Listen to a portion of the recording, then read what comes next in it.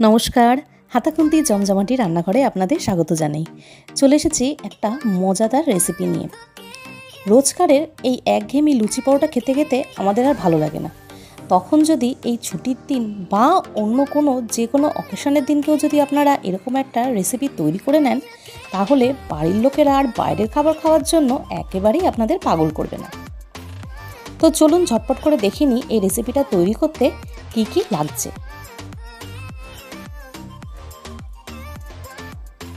প্রথমে আমি 2 কাপ মতন বিউলির ডাল নিয়ে নিয়েছি। এটাকে প্রায় 1 ঘন্টা আমি জলে ভিজিয়ে রেখেছিলাম। এবারে একটা মিক্সার জারের মধ্যে আমি এটাকে কিছুটা জল, তার মধ্যে সামান্য একটু নুন দিয়ে একটা বেটে নিচ্ছি। বাটাটা ঠিক এরকম ঘন ঘন হবে, একদম জলজলা হবে না। এবারে একটা ফ্রাই প্যানের মধ্যে আমি একটা মশলা তৈরি করে নেব। তার মধ্যে দিয়ে দিচ্ছি বেশ কিছুটা মৌরি আর বেশ কিছুটা সাদা জিরে। এটার থেকে যখনই হালকা হালকা করে একটু গন্ধ ছাড়তে শুরু করবে, তখন আমি এটাকে একটা হামাল দিস্তার মধ্যে বেটে নেব।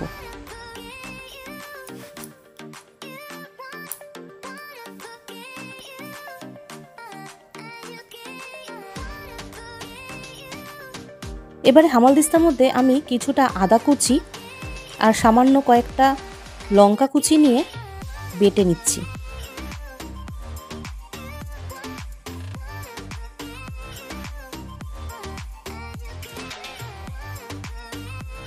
কড়াইয়ে দিয়ে দিলাম সামান্য তেল।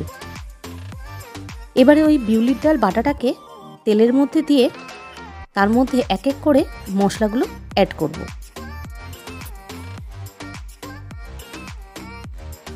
দিয়ে দিলাম আদা আর কাঁচা লঙ্কা কুচি।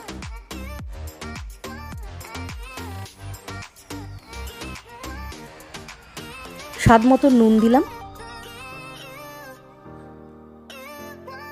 এখানে 1 চা চামচ নুন দিয়েছি আমি। দিয়ে দেব 8 চামচ মতন হিং আর অল্প কিছু কালো জিরা ফোড়ন।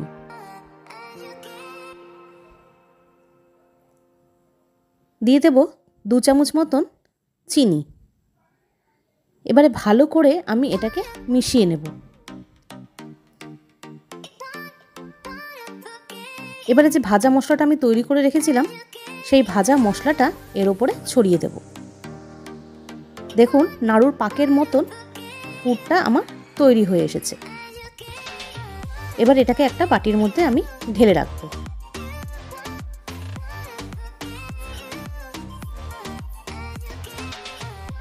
রাধাবল্লভী বানানোর জন্য পুর আমার রেডি। এবারে একটা পাত্রের মধ্যে বেশ কিছুটা ময়দা নিয়ে নিয়েছি। এবারে ময়দার মধ্যে আবার কিছুটা মশলা আমি অ্যাড করব। দিয়ে দিলাম সামান্য কালো জিরা ফোড়ন, দিয়ে দিলাম সেই ভাজা মশলাটা যে ভেজে রেখেছিলাম সেটাকে, দিয়ে দিলাম সামান্য নুন,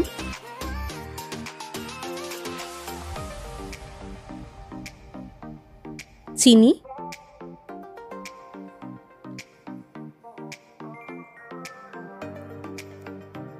এখানে আদা বাটাটা দেব না, আমি আদার বাটার রসটাকে ব্যবহার করছি।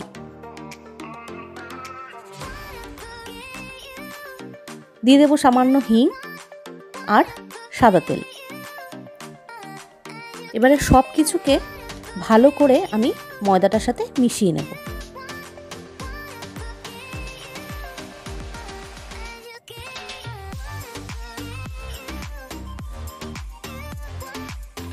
মেশানো হয়ে গেলে আমি ওপর থেকে অল্প অল্প করে জল দিয়ে এবারে একটা ডো তৈরি করে নেব।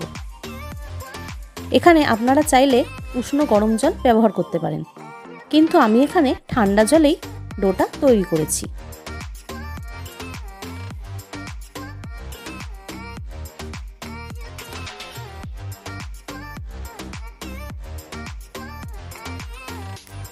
ভালো করে হাত দিয়ে চেপে চেপে আমি ময়দাটাকে মেখে নিচ্ছি।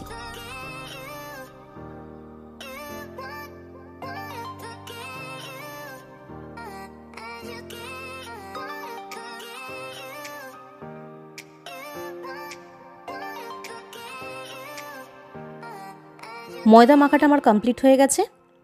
এবারে এর ওপর দিয়ে সামান্য সাদা তেল দিয়ে আবার ভালো করে মেখে এটাকে আমি প্রায় 15 মিনিটের মতন ঢাকনা চাপা দিয়ে রেখে দেব।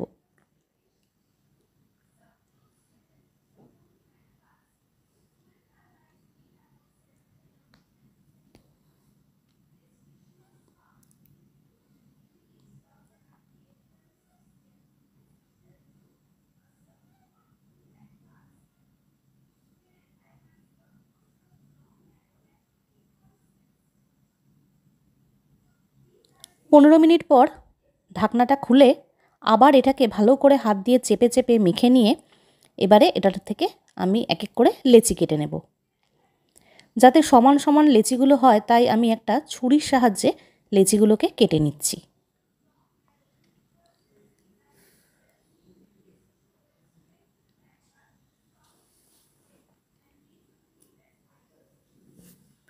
লেচিগুলো আমার তৈরি হয়ে গেছে। এবারে প্রত্যেকটা লেচি আমি এরকম করে বাটির শেপ দিয়ে পুরগুলোকে একটা বলের শেপ দিয়ে তার ভেতরে ঢুকিয়ে আমি ভালো করে মুখগুলো বন্ধ করে দিচ্ছি। এইভাবে প্রত্যেকটা লেচিকে বাটির মতন করে সাইজ করে তার মধ্যে পুর ভরে আমি এরকমভাবে তৈরি করে নেব।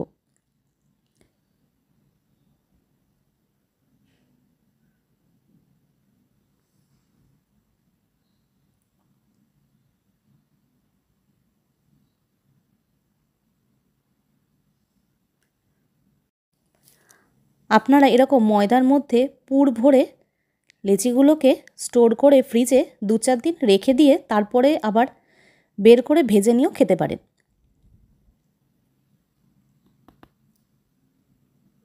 প্রত্যেকটা লেচির মধ্যে আমার পুর ভরা কমপ্লিট হয়ে গেছে।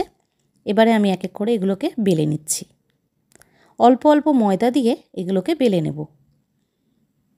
গ্যাসে কড়াই চাপিয়ে কড়াইয়ের মধ্যে তেল দিয়ে দিয়েছি। তেল যখন ভালো করে ধোঁয়া উঠতে শুরু করবে তখন বোঝা যাবে আমার তেলটা কমপ্লিট হয়ে গেছে গরম।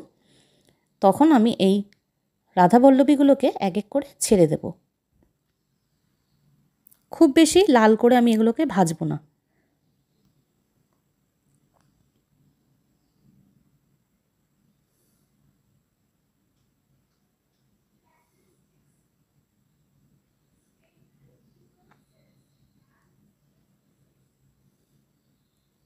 দেখুন তেলে ছাড়তে না ছাড়তেই কীরকম ফুলকো হয়ে ফুলে উঠেছে।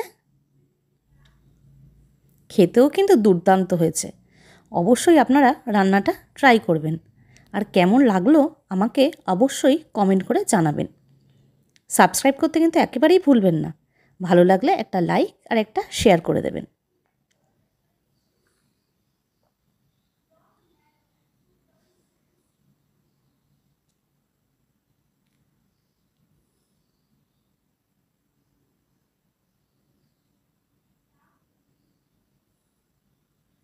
এক এক করে রাধাবল্লভীগুলো আমি গরম তেলের মধ্যে এরকম ফুলকো করে ভেজে নিচ্ছি। আজকে আমি এগুলোকে সার্ভ করব ছোলার ডাল দিয়ে। রাধাবল্লভী কমপ্লিট হয়ে গেছে। কেমন লাগলো অবশ্যই আমাকে একটা কমেন্ট করে জানাবেন। দেখা হবে আবার একটা নতুন রেসিপি নিয়ে। ভালো থাকবেন।